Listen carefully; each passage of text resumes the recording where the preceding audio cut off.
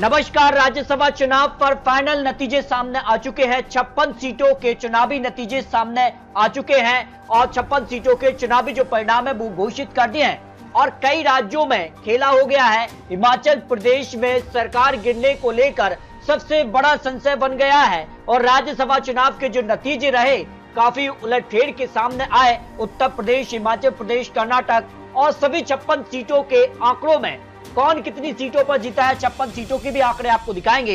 लेकिन हिमाचल प्रदेश का जो सियासी गणित रहा उस हिसाब से कितना कुछ बदलाव देखने को मिला है और हिमाचल प्रदेश में अब बीजेपी सरकार बनाने का दावा कर रही है। तो हिमाचल प्रदेश में खेला हो चुका है। अब लोकसभा चुनाव से पहले बीजेपी क्या हिमाचल प्रदेश में भी सरकार बनाएगी?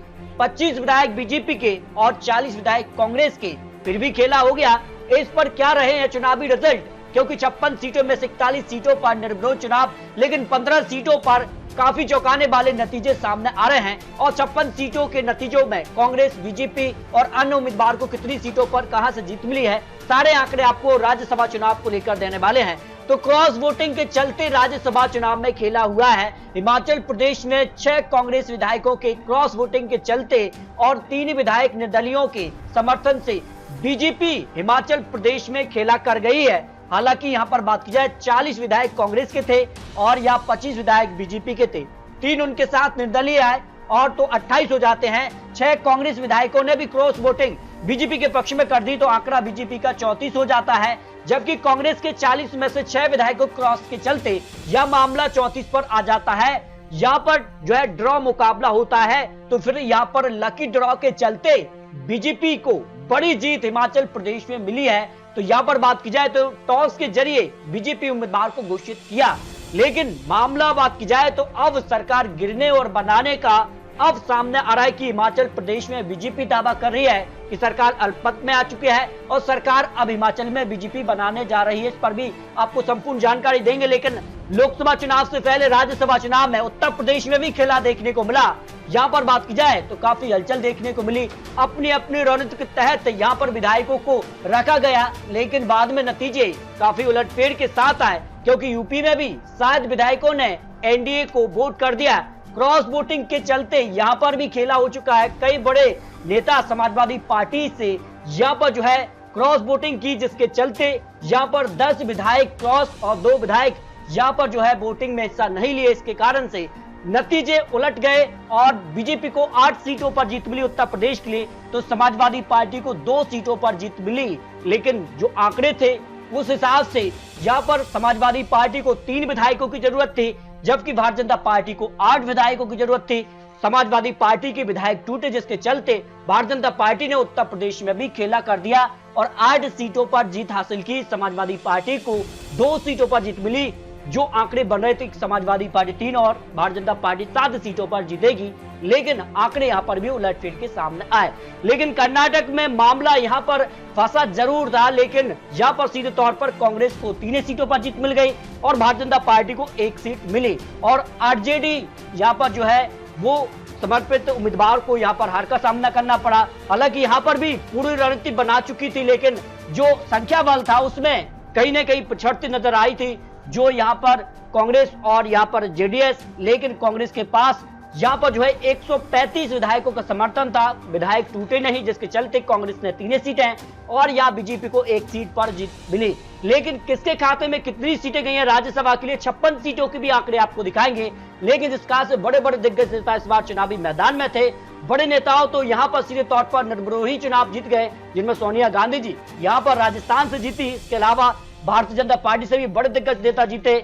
समाजवादी पार्टी हो या फिर टीएमसी ने भी 4 उम्मीदवार अपने आराम से जिता लिए थे, कोई यहाँ विरोध देखने को नहीं मिला। महाराष्ट्र में भी भारतीय जनता पार्टी को यहाँ पर 6 सीटों में से 5 सीटों पर एनडीए को जीत मिली, जिनमें भारतीय जनता पार्टी को 3 सीटें, 2 सीटें शिवसेना और एनसीपी को 1 सीट मिली और जबकि कांग्रेस को 1 सीट ही जीत मिली। इस तरह से एनडीए को महाराष्ट्र में भी फायदा मिला। जबकि बात किया मध्य प्रदेश में भी भारतीय जनता पार्टी ने 4 सीटें अपनी बरकरार रखी। इससे पहले भी 4 सीटें उनकी खाली हुई, तो 4 सीटों पर भारतीय जनता पार्टी और 1 सीट पर कांग्रेस को जीत मिली। जबकि राजस्थान की भी 3 सीटों पर परिणाम घोषित हो चुके हैं। 3 में से 2 सीटों पर भारतीय जनता पार्टी और 1 सीट पर कांग्रेस के लिए जहां पर बड़े उम्मीदवार कांग्रेस से सोनिया गांधी यहां पर निर्वाचित हो चुके हैं, तो राज्यसभा पहुंच चुकी हैं।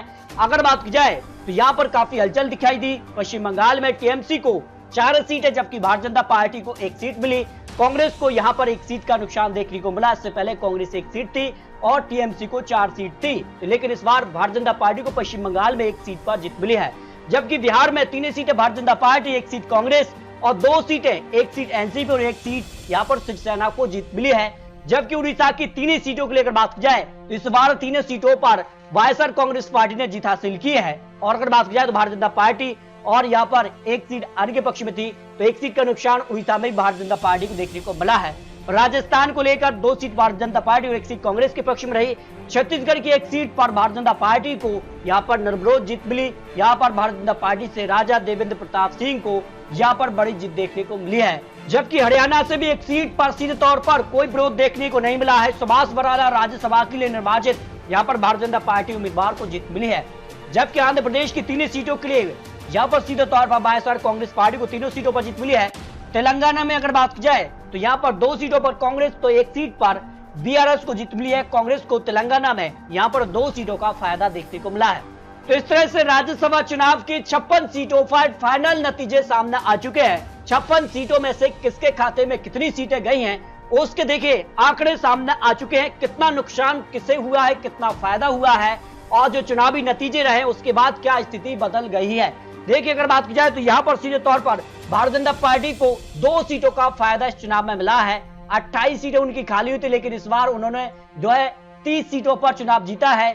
1 सीट हिमाचल प्रदेश की और 1 सीट यहाँ पर उत्तर प्रदेश की जो है यहाँ पर अतिरिक्त सीटें जीती, जिस कारण से भारतीय जनता पार्टी 30 तक पहुंची है।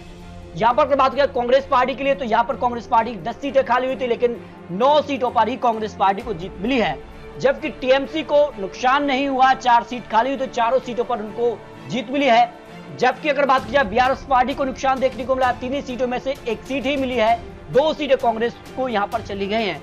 यहाँ पर आरजेडी और बीजेपी जनता दल की बात की जाए 2 सीटें उनकी खाली थी, दोनों सीटों पर 2 पार्टियों को 2-2 सीट पर जीत मिली है। यानी आरजेडी और बीजेपी जनता दल को ना नुकसान ना फायदा हुआ है। जबकि वाईएसआरसीपी पार्टी के लिए 1 सीट खाली थी, लेकिन इस बार 3 सीटें उनके पक्ष में गई हैं। सीधे तौर पर 2 सीटों का फायदा मिला है। समाजवादी पार्टी की 1 सीट खाली हुई है, लेकिन उनको 2 सीटें मिली, यानी 1 सीट का फायदा मिला है। हालांकि उत्तर प्रदेश में जो क्रॉस वोटिंग हुई इसके चलते समाजवादी पार्टी को 1 सीट का नुकसान हुआ है, नहीं तो यहाँ समाजवादी पार्टी यहाँ पर 3 सीटों पर जीत हासिल कर जाती। एनसीपी शिवसेना को 1-1 सीट खाली और 1-1 सीट पर उनको जीत मिली है। लेकिन इस बार एनसीपी और शिवसेना है जो है बदल चुकी है। अब असली शिवसेना जो है शिंदे गुट और असली एनसीपी अजीत पवार की है। जबकि इससे पहले ये 2 दल में बटी हुई है, एक दल एनसीपी अजीत गुट के साथ, तो एक शरद पवार के साथ, शिवसेना एक शिंदे गुट के साथ, तो एक यहाँ पर उद्धव गुट के साथ बटा हुआ है। यानी उद्धव गुट और यहाँ पर शरद पवार को 0 सीट ही मिली है। जबकि अगर बात किया टीडीपी को 1 सीट थी, लेकिन इस बार 0 सीट उनके पक्ष में रही है। इस तरह से अगर बात की जाए तो राज्यसभा का जो फाइनल गणित है उसमें 30 सीटों पर भारतीय जनता पार्टी को इन 56 सीटों में से जीत मिली है। जबकि कांग्रेस पार्टी को 1 सीट का नुकसान हुआ, 9 सीटें और अन्य के पक्ष में 17 यहाँ पर राज्यसभा की सीटें गई हैं। और इसके बाद अगर बात की जाए तो क्या स्थिति बन सकती है राज्यसभा चुनाव को लेकर, जो आंकड़ा बन रहा है उसमें अगर बात की जाए तो सीधे तौर पर 93 सीटें इस समय भारतीय जनता पार्टी की, तो इसमें इजाफा देखने को मिला है। और क्या बहुमत का भी आंकड़ा भारतीय जनता पार्टी राज्यसभा में प्राप्त कर पाएगी, ये काफी महत्वपूर्ण होता है। लेकिन उस आंकड़े से अभी पीछे नजर आ रही है, क्योंकि 245 यहाँ पर सीटें हैं। उस लिहाज से अगर आंकड़ा देखा जाए तो यहाँ पर बात की जाए तो 123 सीटों पर बहुमत का आंकड़ा मिलता है।